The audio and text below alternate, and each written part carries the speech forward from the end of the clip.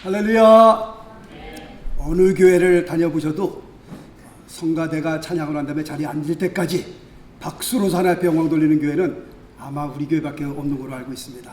할렐루야. 지난주에 이어서 다윗과 골리앗의 싸움이라는 제목을 가지고 같이 하나님의 말씀에 은혜를 나누려고 합니다.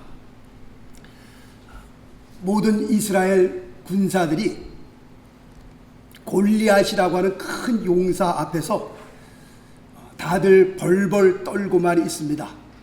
누가 하나 정말 정정당당하게 나가서 골리앗과 맞서 싸울 수 있는 사람이 한 사람도 없었습니다. 골리앗이 이스라엘 군대 앞에 서서 그들이 섬기는 그 살아계신 하나님의 이름을 모욕하는데도 불구하고 누구 하나 나가서 맞서 싸울 사람이 없었습니다. 그런데 그때에 다윗의 아버지 이새가 막내 다윗에게 심부름을 시킵니다. 가서 형들에게 음식을 갖다 주고 오너라. 그래서 아버지의 부탁을 받고 음식을 형들에게 건네주려고 하는데 다윗이 아주 흉측한 말을, 다윗이 아주 그냥 말도 안 되는 험악한 소리를 듣습니다. 그 소리가 뭐예요? 다윗이 그 험악한 소리를 듣고 난 다음에 너무 화가 나니까 사울 왕에게 가서 내가 하나님의 이름을 모욕하는 저 골리앗과 싸우겠습니다 라고 얘기를 합니다. 그랬더니 너무 어리니까 사울 왕이 너는 소년이요 저는 용사라, 네가 어떻게 그거와 맞서 싸울 수 있겠느냐? 아니요, 나가 싸우겠습니다. 그래서 허락을 받고 다윗이 사울 골리앗 앞으로 나아가게 됩니다. 다윗이 사울 왕의 허락을 받고 물맷돌을 가지고 막대기를 들고 골리앗 앞에 나가게 되고, 그리고 싸움은 그렇게 시작이 됩니다. 자, 이 다윗과 골리앗 싸움, 과연 승리는 누가 했을까요? 누가 했어요? 예. 누가 승리했는지는 삼척동자도 다 아는 사실입니다. 다윗이 승리를 했습니다. 오늘 싸움을 보니까 다윗이 주머니에서 돌을 꺼내서 시냇가에서 집은 아주 매끈매끈한 돌을 꺼내서 그 돌을 물매를 사용하여 골리앗을 향해 쏘게 됩니다. 오늘 설교하려고 이 말씀을 쭉 읽는 가운데에 두 가지 희한한 사실을 발견하게 됩니다. 정말 이해할 수 없는 두 가지 사실을 발견하게 되는데, 첫 번째는 골리앗이 날아오는 그 돌을 막지 못했다라고 하는 겁니다. 왜냐하면 골리앗은 장수요 전쟁에 능한 사람입니다. 돌이 날아오는 것을 못 막을 사람이 아니라는 거예요. 돌이 아니라 날아오는 화살도 막는 사람입니다. 그만큼 전쟁의 용사였던 사람인데 왜 이 골리앗이 날아오는 돌을 막지 못했을까? 저는 그게 퀘스천 마크예요. 그게 희한한 겁니다. 굉장한 장수인데 돌멩이 하나, 그것을 왜 못 막았을까 생각을 해봤더니요, 하나님께서 다윗을 도와주셨다라는 결론이었습니다. 어떻게 도와주셨느냐? 하나님께서 천사를 보내주셔서 하나님께서 다윗을 도와주셨습니다. 무슨 말이냐면 그 날아오는 돌을 보면서 그가 방패를 갖고 있었거든요. 그 방패를 탁 올리면 막을 수 있는 거예요. 그런데 그 날아오는 돌을 보면서 방패를 들라고 그러는데 이 손이 안 올라가는 거예요. 이게 날아오는 화살도 막는 판인데 그놈의 돌 하나 못 막겠어요? 이 왼손을 방패를 올리려는데 안 올라. 누가 붙잡고 있는 거예요? 천사가 붙잡고 있대요. 천사가. 하나님께서 천사를 보내주셔서 천사가 그 골리앗의 왼손을 올리려고 하는 왼손을 잡는 거예요. 성경에는 이런 얘기가 전혀 없습니다. 이거는 100% 제 해석이에요. 제 해석. 아, 이렇겠구나. 그냥 제가 생각을 해서 제가 나름대로 해석을 하는 거예요. 근데 왜 이렇게 제가 해석을 하냐면 성경을 쭉 읽어 내려가다 보면 성경에 하나님께서 천사들을 보내주셔서 정말 이길 수 없는 그런 전쟁이었었는데, 하나님께서 천사를 보내서 천사가 출현해서 천사가 그 전쟁을 승리로 이끈 그 장면들이, 그 전쟁들이 꽤 많이 나오고 있습니다. 실제로 하나님께서 천사를 보내주셨어요. 그래서 그것을 근본으로 해서 이 골리앗이라고 하는 장사가 용맹한 사람이요, 빠른 사람이요, 굉장히 그 용맹스러운 사람인데 그 돌 하나 못 맞겠느냐 라고 우리가 생각했을 때에 하나님께서 천사를 보내서 그 왼손을, 그 손을 올리려고 하는 그 손을 붙잡지 않았겠는가, 그렇게 생각이 되어지는 겁니다. 할렐루야. 그래서 이 스토리를 읽을 때마다 참 희한하다, 왜 그 날아오는 돌 하나 못 막았을까. 결론은 하나님께서 천사를 보내서 도와주신 겁니다. 두 번째로는 또 하나 이해 못하는 것은요, 그 물맷돌로, 그 물맷을 돌려서 탁 던지잖아요. 그 날아오는 돌이 아무리 빨라도요, 아무리 그 돌이 힘이 세도 이마에 박혔다, 그걸 이해를 못하겠어요. 또 이건 뭐 화살을 쏜 것도 아니고 총을 쏜 것도 아니고 돌멩이를, 물매에서 돌멩이를 던진 건데 돌멩이가 이마에 가서 박혔다? 제가 지금 이 장면을 좀 보려고요, 다윗과 골리앗에 대한 영화를 몇 편을 쭉 훑어봤어요. 훑어봤는데 영화들마다 그 다윗이 물매로 해서 돌멩이를 휙 던졌는데 그 골리앗의 이마에 맞았는데 그 맞은 돌이 다 튕겨 나갔어요. 한번 가서 영화를 한번 관심을 가지고 보세요. 그런데 여러 편 내가 옆편을 보는 가운데 딱 한 편이 이마에 가서 박혔더라고요. 아, 이 사람은 성경을 제가 제대로 봤구나, 그때 본 거예요. 다들 이마에 맞고 튀겨나가서 골리앗이 쓰러지는데 오늘 성경에 보니까 그 돌멩이가 이마에 박혔더라. 뭐 관심이 없으시는지 모르겠지만 하여튼 뭐 전혀 목사니고 박혔든지 이렇게 본 소용이. 그런데 저는 목사니까 성경을 보면서 야, 그거 희한하다. 아무리 돌멩이가 얼마큼 세게 나갔는지 모르지만 그 돌멩이가 어떻게 그 골리앗이 이마에 박히냔 말이야, 이게요. 또 결론은 뭐예요? 하나님께서 천사를 보내주셔서 그 돌멩이를 이마에 갖다 박아버린 거예요, 이렇게 그냥. 그러니까 그 용맹스러운 큰 군사가 거진 3m, 285대는 그 사람이 쓰러지죠. 웬만큼 맞았다고 쓰러지겠어요? 철모도 쓰고요, 그냥 뭐 완전 무장한 군사인데 하나님께서 그것도 그 눈썹 사이에 이마에 가서 그 돌을, 웬만큼에선 돌이 이마에 안 박히는 겁니다, 이게. 그런데 그 돌이 이마에 박혔다는 것은 하나님께서 천사를 보내 천사가 그냥 박아버려. 그러니 그 용맹스러웠던 골리앗이 꽝 하고 나가 쓰러지는 겁니다. 다윗이요, 얼마나 하나님의 사람이었느냐, 그것 가지고도 성이 안 차는 거예요. 그 돌이 이마에 박혀갖고서 상상을 해보세요. 그 큰 사람이 돌이 이마에 박혀갖고서 하고서 뻥 나가 쏟았는데, 그랬으면 이제 된 거 아니겠어요? 이제 야, 내가 이겼구나. 그게 아니라니까요. 다윗이 성질이 그거 갖고 안 차는 거예요. 달려가갖고서요, 발로 그 골리앗을 밟고요, 골리앗의 칼을 빼어 그의 목을 베고요, 그의 머리를 드는 거예요. 그랬더니 그제서야 이스라엘 군사들이 와 소리를 지르고 그 앞으로 나가서 그 전쟁을 대승을 거뒀다라고 하는 말씀이 오늘 본문의 말씀이 됩니다. 지난주일에 말씀을 드렸던 것처럼 우리도 이 세상 살면서 우리가 신앙생활을 할 때에 우리의 삶에 그 골리앗과 같은 큰 그 용맹스러운 그 용사들이 우리 앞에 가로막을 때가 있다라고 하는 겁니다. 큰 적이요, 골리앗 같은 큰 적, 어둠의 적이 우리의 신앙생활 앞에 우리를 가로막고 있을 때가 있다라는 것을 말씀을 드립니다. 그 골리앗 같은 적이 내 앞에 서 있을 때요, 우리가 무섭습니다. 우리가 두렵습니다.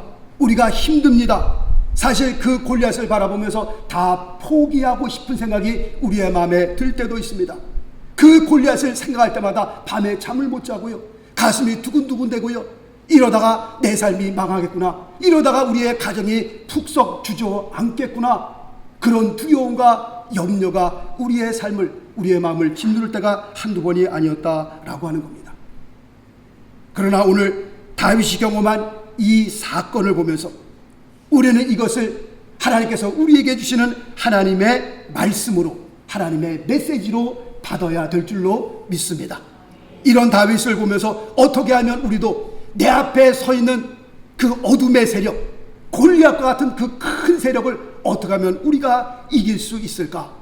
오늘 본문 말씀을 보면서 세 가지로 같이 은혜를 나누려고 합니다. 첫 번째는요, 이 싸움을 위해서 사울 왕이 다윗에게 자기의 갑옷을 입힙니다.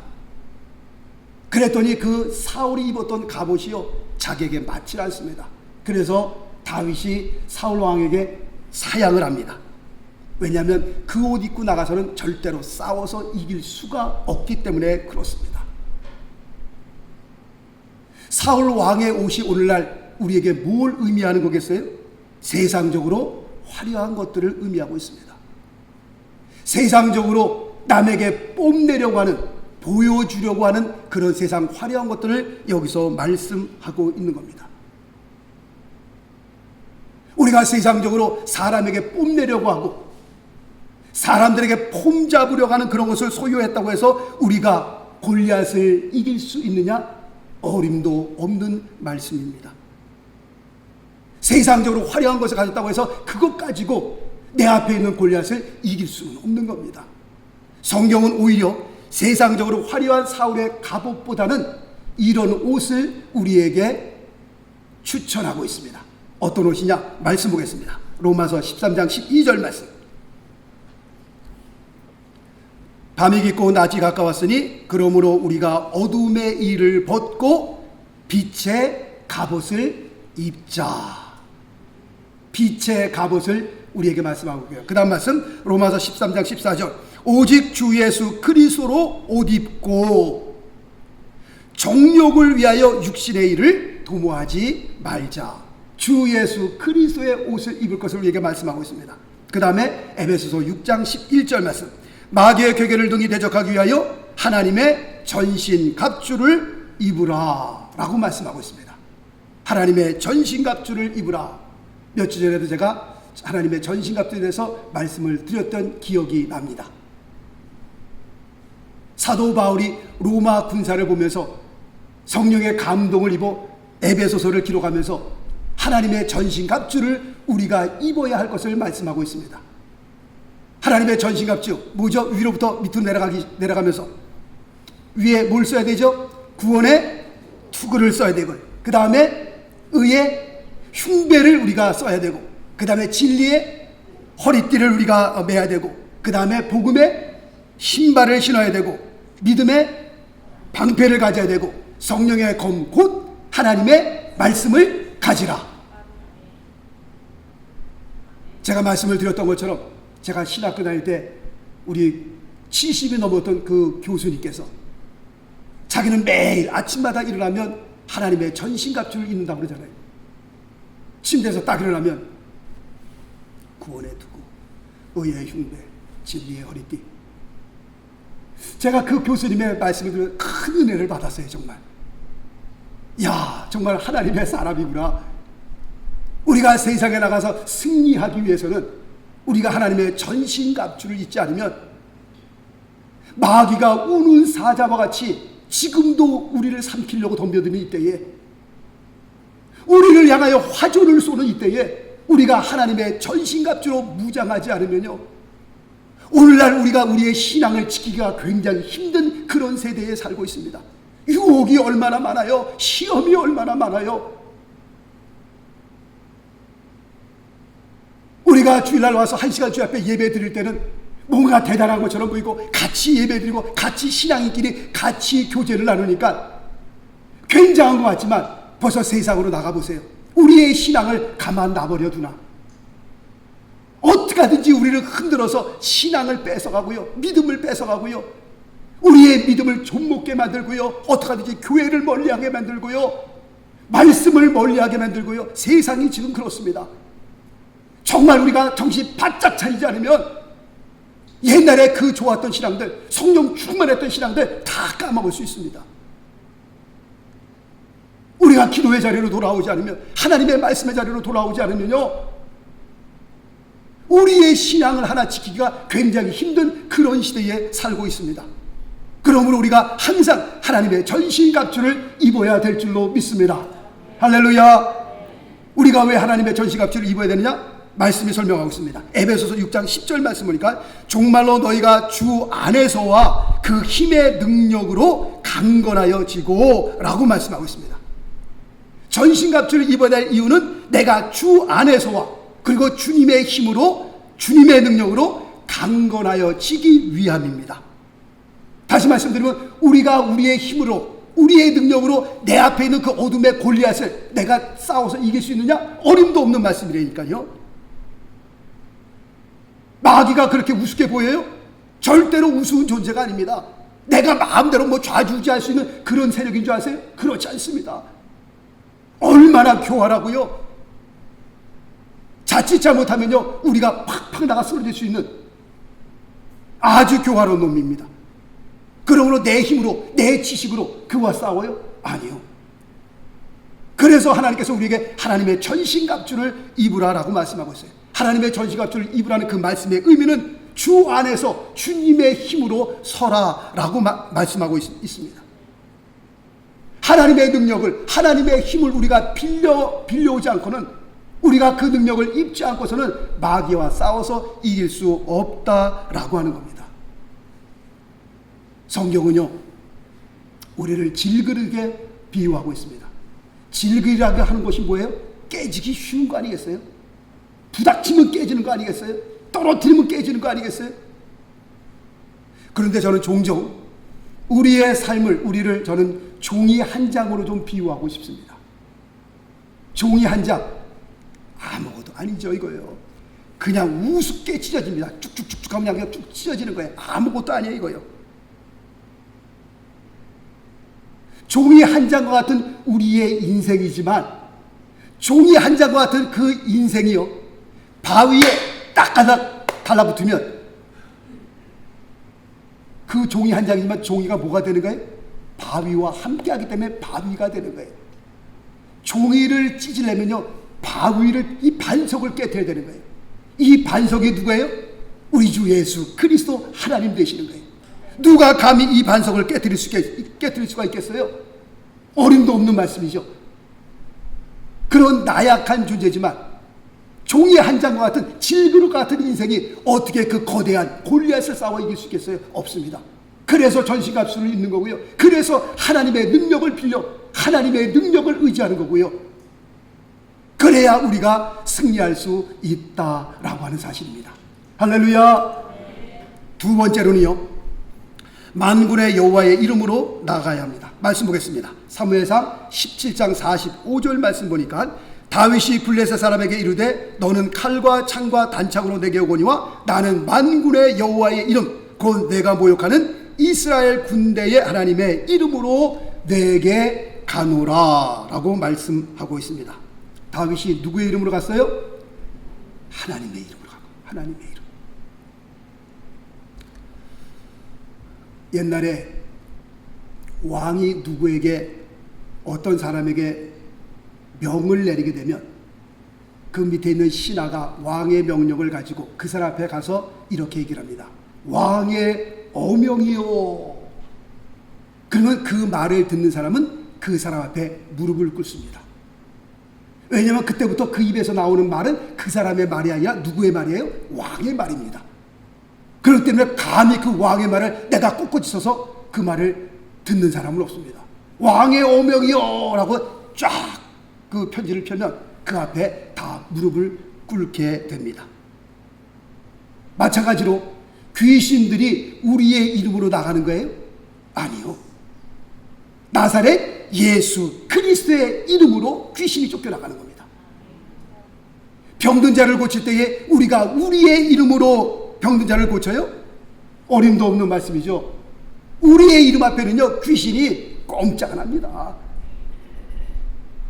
그러나 나사렛 예수 그리스도의 이름, 사도행전 3장에 보니까요, 태어나면서부터 안진병이었던 자를 베드로와 요한이 이렇게 명령을 합니다. 은과 금은 내게 없거니와 내게 있는 것으로 내게 주노니, 누구의 이름이에요? 곧 나사렛 예수 그리스도의 이름으로 걸으라 라고 하잖아요. 예수 그리스도의 이름으로 명령하니 그 예수 그리스도의 이름으로 말미암아 태어나면서부터 안진병이요, 한 번도 걸어본 적이 없던 사람이 발과 발목에 힘을 얻고 일어나는데, 할렐루야, 일어나서 걷기도 하고 뛰기도 하며 하나님의 전에 들어가 하나님을 찬양하더라 라고 말씀하고 있습니다. 예수 그리스도의 이름에 힘이 있는 거고요, 거기에 능력이 있는 거고요, 거기에 생명이 있는 줄로 믿습니다. 말씀 볼까요? 사도행전 16장 18절 말씀도 보면, 그 귀신에게 이르되 예수 그리스도의 이름으로 내가 내게 명하노니 그에게서 나오라 하니 귀신이 즉시 나오니라. 아멘. 예수 그리스도의 이름에 능력이 있는 겁니다. 그 이름에 생명이 있는 겁니다. 우리가 굉장하기 때문에, 우리가 능력이 있기 때문에 귀신이 그 사람에게 나가는 것이 아니라, 우리에게 누구의 이름이 있기 때문에요? 예수 그리스도의 이름이 있기 때문에 그 이름 앞에 귀신이 나가는 거고요, 병든 자들에게 치료받는 역사가 일어나는 줄로 믿습니다. 제가 이 설교를 준비하기 위해서 영화를 몇 편 봤다 그러잖아요. 다윗이 골리앗 앞으로 나가는데요, 어떤 영화를 딱 봤더니 다윗이 골리앗 앞으로 물매를 팍 돌리면서 나가는데 시편 23편을 외우면서 나가더라고요. 처음 봤어요, 그거는요. 왜냐면 제가 또 관심을 가지고 그 장면만 쭉 돌려서 봤기 때문에, 근데 시편 23편을 외우면서 가는데요, 야, 그거 참 은혜가 되더라고요. 다윗이 이거 돌리면서 쫙 앞으로 나가는 겁니다. 여호와는 나의 목자시니 내가 부족함이 없으리로다. 그가 나를 푸른 초장에 누이시며 쉴만한 물가로 인도하시는도다. 나의 영혼을 소생시키시고 자기의 이름을 위하여 의의 길로 인도하시는도다. 내가 사망의 음침한 골짜기로 다닐지라도 해를 받지 않는 것은 주께서 나와 함께 하심이라. 주의 지팡이와 막대기가 나를 안위하시나이다. 주께서 내 원수의 목전에서 내게 상을 베푸시고 기름으로 내 머리에 바르셨으니 내 잔이 넘치나이다. 나의 평생의 선하심과 인자하심이 정녕 나를 따르리니 내가 여호와의 집에 영원히 거하리로다. 할렐루야. 은혜가 되죠? 은혜가 돼요, 안 돼요? 은혜가 되더라고요. 이 물매를 돌면서 골리앗 앞으로 나가는데, 그 시편 23편을 외우면서 나가는데, 은혜가 되더라고요. 승리의 비결이 여기 있구나. 시편 23편에 있었구나. 여호와의 이름으로 나가는 거야, 여호와의 이름. 다윗이 골리앗 앞으로 나가면서 내가 다윗의 이름으로 나가노라. 이새의 아들 다윗의 이름으로. 그거 갖고 안 된다니까요, 그거 갖고. 목사님, 제가 공부 열심히 해서 박사학위 받은 사람입니다. 박사학위 이름 갖고 나가면 안 될까요? 안 된다니까, 그거 갖고요. 목사님, 제가 세상에서 사업을 크게 했는데요, 그 사업의 이름 갖고 나가면 안 될까요? 안 된다니까요. 안 돼. 다윗이 골리앗을 때려 눕힐 수 있었던 것은 누구의 이름으로요? 하나님의 이름으로. 만군의 여호와 하나님의 이름, 천지를 창조하신 그 하나님의 이름, 역사를 주관하시는 그 하나님의 이름, 우리의 생사와 화복을 붙들고 계신 그 하나님의 이름, 그 이름으로 나갔다니까요. 그 이름으로. 할렐루야. 시편 23편이 그렇게 귀한 시편인지 몰랐어요. 골리앗을 때려 눕힐 수 있는 시편이었어요, 보니까요. 은혜가 되더라고요. 은혜가 돼. 할렐루야. 그 다음에 세 번째 보니까요, 말씀 보겠습니다. 사무엘상 17장 47절 말씀 보니까 전쟁은 여호와께 속한 것인즉 이라고 고백하고 있습니다. 전쟁은 여호와께 속한 것인즉, 이 말씀의 의미는 전쟁의 승패는 누가 붙들고 계신 거예요? 하나님께서 붙들고 계신 거예요. 그러므로 이 전쟁을 치를 때마다 우리의 초점은 누구에게 가 있어야 돼요? 골리앗이요? 아니요. 골리앗을 바라보면요, 한숨만 나옵니다. 한숨만. 앞이 캄캄해지고요, 주저앉고 싶고요, 다 손 놓고 싶습니다. 그러므로 이런 전쟁에서 승리하기 위해서는 우리가 누구를 바라봐야 되는 거예요? 누구에게 포커스를 둬야 되는 거예요? 하나님께 둬야 되는 거예요. 하나님을 바라보고 하나님께 소망을 두고 하나님을 의지하면 하나님께서 위로부터 힘과 용기와 능력을 주시는 줄로 믿습니다. 왜냐하면요, 우리가 섬기는 하나님은 죽은 자의 하나님이 아니요 살아계신 하나님인 줄로 믿습니다. 아브라함의 하나님이요, 이삭의 하나님이요, 그 다음에 야곱의 하나님. 아브라함 때 역사했던 그 하나님, 모세 시대 때도 역사했고, 모세 시대 때도 역사했던 하나님, 베드로 시대 때도 역사했고요, 베드로 시대 때 역사했던 하나님은 오늘날도 동일하게 역사하는 줄로 믿습니다. 우리가 섬기는 하나님, 어제나 오늘이나 영원토록 동일하신 하나님이십니다. 그 하나님의 이름, 살아계신 하나님의 이름을 가지고 그 다윗이 앞으로 나가는 겁니다. 말씀을 드리잖아요. 우리가 믿는 하나님은 살아계신 하나님인데, 그 살아계신 하나님, 그것 갖고 성이 차요 안 차요? 차요 안 차요? 그래서 그 이름 앞에, 살아계신 하나님 이름 앞에 또 뭘 집어넣어야 돼요? 시퍼렇게. 우리 뉴저지 명석교 교인들은요, 그 시퍼렇게라는 단어를 꼭 집어넣어야 되는 거예요. 어떻게 살아계신 하나님이에요? 시퍼렇게 살아계신. 그 칼이 날이 그냥 막 시퍼렇게 살아있는 것처럼 살아계신 하나님, 그거 갖고 성이 안 차는 거예요. 우리가 살아계신 하나님은 시퍼렇게 살아계신 하나님. 얼마나 멋있는지 알 수 없어요. 얼마나 멋있는지. 이렇게 시퍼렇게 살아계신 하나님의 이름을 가지고 다윗이 골리앗 앞에 나가, 전쟁은 여호와께 속한 것이니 나가 싸웠던 겁니다. 우리가 승리하기 위해서는 그렇게 해야 되는 겁니다. 다윗이 했던 것처럼 우리도 똑같이 하면 승리할 줄로 믿습니다. 다윗이 대단한 사람이요? 그렇지 않습니다. 다윗의 아버지 이새가요, 다윗은 취급도 안 했던 사람이에요. 그런데 인생의 맨 바닥에 있던 사람을 하나님께서 인생의 가장 높은 자리에 옮겨주잖아요. 왜? 하나님을 의지하니까. 하나님을 바라보고 우리의 인생을 주님 앞에 맡기니까. 아무도 골리앗 앞에 나가서지 못하는데, 그 하나님을 의지하고 하나님을 경외했던 그 다윗이 하나님의 영광을 위하여 앞으로 나가잖아요. 그러니 하나님께서 큰 역사를 이룬 줄로 믿습니다. 우리도 그렇게 사십시다. 할렐루야.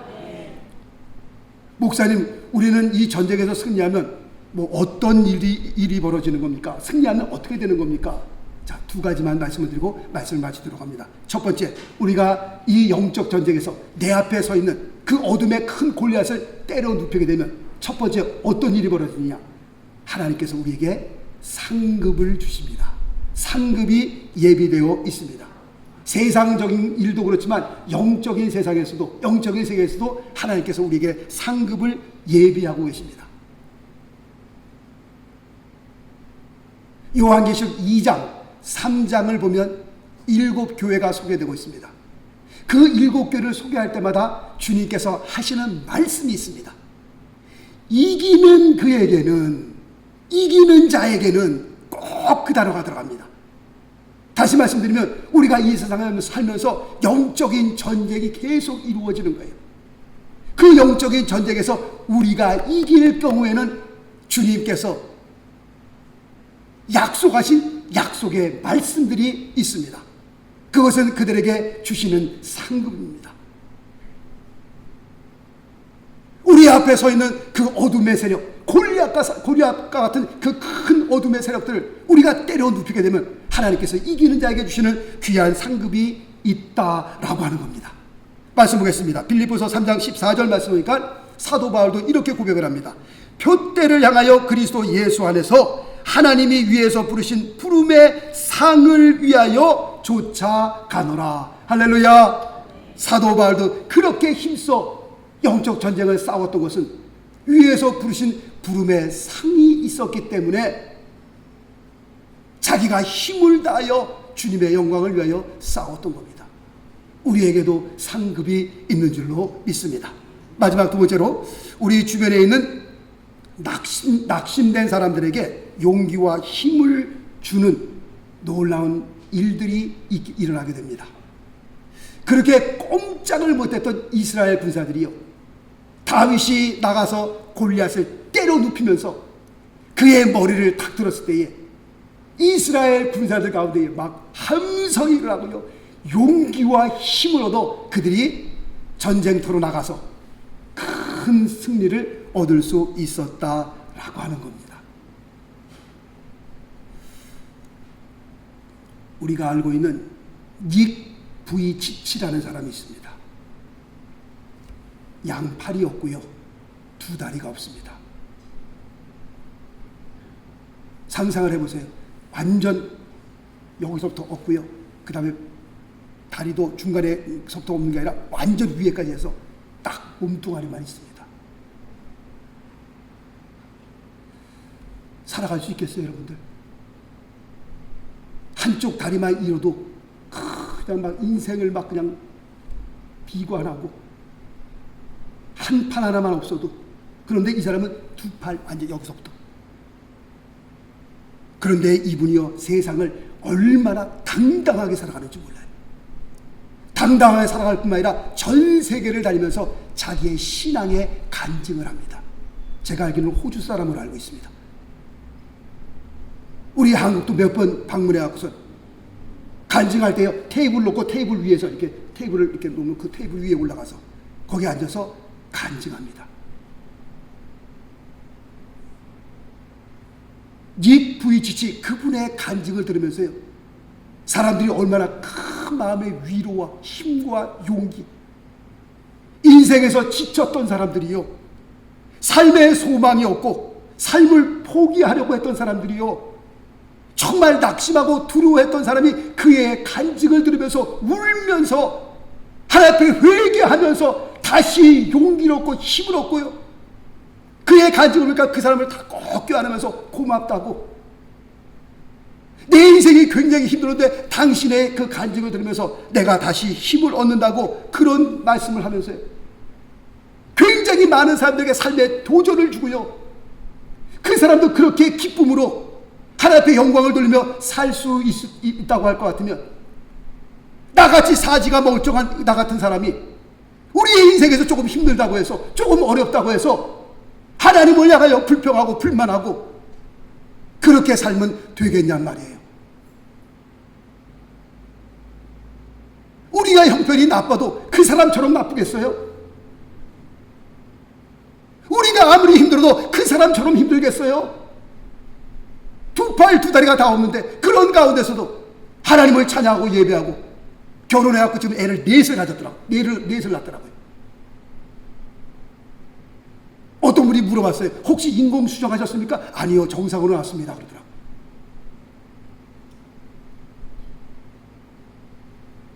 얼마나 행복한 가정으로, 얼마나 감사함으로 지금까지도 그렇게 정정당당하게 사는지 몰라요. 우리의 형편이 나빠도 그 사람처럼 나빠요? 그렇지 않잖아요. 우리는 가고 싶은 거 다 가잖아요. 먹고 싶은 거 다 먹잖아요. 손으로 막 다 움직이면서 다 하잖아요, 우리는요. 그 사람과 비교해 볼 때 너무 불평할 게 이렇게 많아요, 우리가. 왜 못 살겠다고 그래요? 왜 못 살겠다고? 오늘 본문의 다윗의 삶을 보면서, 그리고 닉 부이치치의 삶을 우리가 바라보면서 우리도 하나님께 이렇게 기도해야 할 것입니다. 하나님, 우리의 인생 앞에 서 있는 골리앗을 보면서 하나님 무서워하지 않게 하옵소서. 정말 담대함을 얻어 우리도 앞에 나가 내 앞에 서 있는 골리앗과 싸울 수 있게 하여 주옵소서. 그리고 그를 때려 눕혀 승리할 수 있게 하여 주옵소서. 승리할 수 있을 뿐만 아니라 우리가 승리하여 우리의 삶을 보면서, 나같이 어려운 분들이 나의 삶을 보면서 그들도 힘과 용기를 얻어 고함을 지르며 저들도 골리앗 앞으로 나갈 수 있는 그런 큰 도전을 받게 하여 주옵소서.